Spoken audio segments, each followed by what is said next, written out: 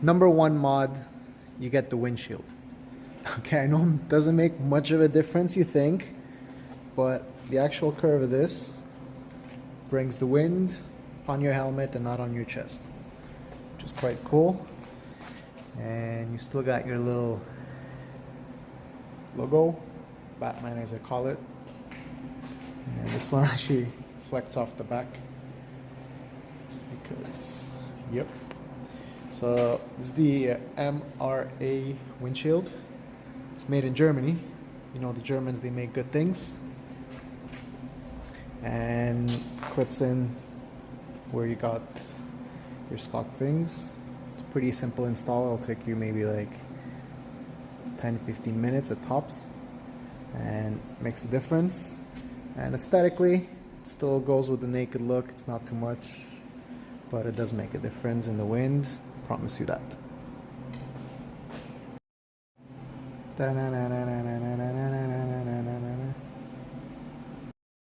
Number 2 mod is protect your screen. So this thing, you look. Number 2 mod, you want to protect your screen. This is the kind of screen you look at it crooked and it scratches. So if you're not careful at all, you'll have scratches. So what you want to do, you want to get a screen protector. In this case, I still have the plastic on mine because double protection, why not? And yeah. Third thing you want to invest in my case I did because I live in Canada, woohoo, heated grips. Oxford brand, really good, waterproof. Throw it on there so you can start riding on the 16th of March. Well, maybe not this year. Quite solid, nice to look at. Heated grips, because you don't want to freeze your fingers when you're riding. So you gotta clutch and brake. You can't do that with frozen fingers.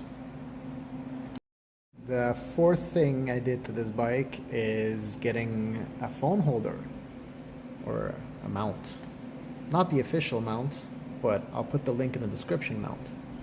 But this one's good because it's got a USB, which obviously can be useful in many situations. And it's got a light that tells you if it's on or off, which is not very conveniently placed, so you still have to remember what you do. This one also comes with like extra rubber, because you know, rubber protection can save you some situations. And yeah, I'd say this holds a phone to speeds that I will not tell you about, but it holds it. So good job, this thing. And it's like pretty useful because you put your Waze on it, you put your music on it, and you're not supposed to touching phones and everything, but when you're stopped at a red light, let's say, you could interact with it somehow. Look, it says comfort. It's the comfort seat. Notice it's a comfort seat because it doesn't have the bump of the stock seat. It also tells you that I got an Fz-10 with some nice stitching, which kind of the leather comes off here though. Overall, much more comfortable for the back seat, and the front, it's got some nice firmness, but not as hard as the stock bench. It is expensive because you got to buy it from a dealership, but it's worth it. And in my case, I haven't ridden on the other seat ever since installing this one, so that tells you volumes. Also think about a tank protector. That's the number 5th thing I would put. 6th modification would be these pegs. First of all, they're black, so they match. Second of all, they're lower, so the person riding back seat, paquetito, does not have her knees and her chest necessarily, and it kind of helps with the comfort. Comfort seat, comfort pegs. So you're just making this motorcycle more comfortable for 2 people by adding this much. And you know, any amount of length makes a little bit of a difference to most people who sit in the back seat, in this case, my woman.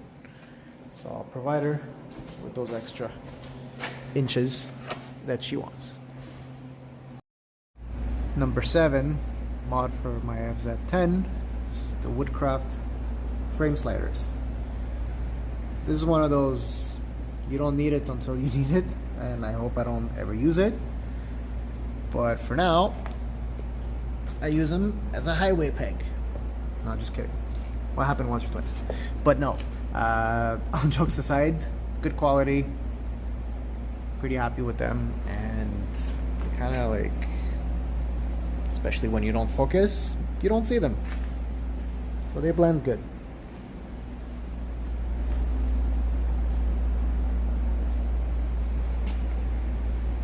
Pretty easy to install as well.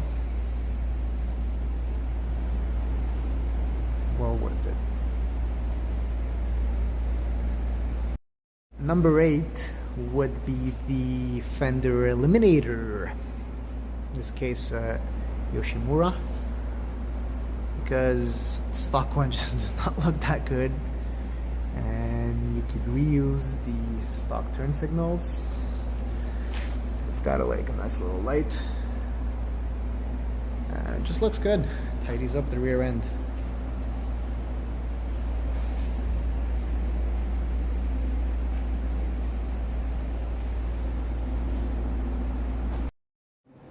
Number 9 modification in my case is installing these bad boys, so you can jack the rear of the bike, which makes it easier to clean, maintain the chain, and so on.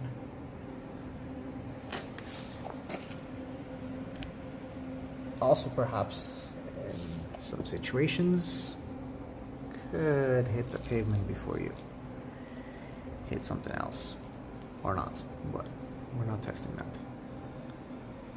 Chicken strips.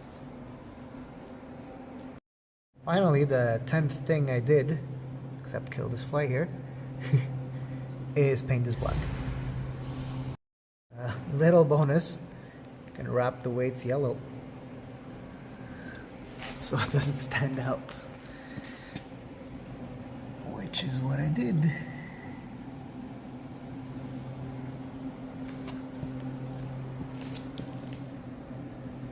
Close enough, but better than black. And I know, because I have 2 black ones that I have to do here.